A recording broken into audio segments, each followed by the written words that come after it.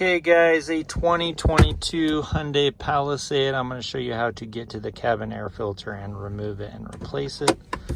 This is the glove box. You see these two things right here. They are removed if you turn it counterclockwise. So once you remove those,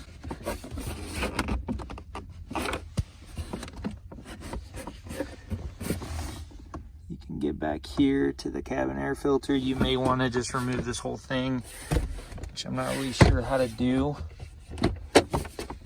but this gives you an ample space.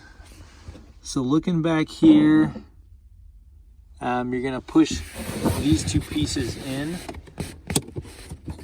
and pull this out. Be very careful, because this one was already broken. They break pretty easily, and then this piece just slides out, and your cabin air filter's right there. Have your wife do this. She probably has smaller arms, but you can just remove it and check it out. See if you need to replace or not.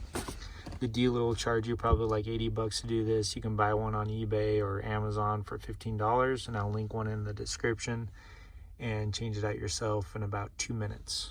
But we're gonna just put this back on and you're good to go. Okay, when you put these back on, just remember you're gonna push it up a little bit so they'll fit in there, and push it back on just like that. Thanks for watching.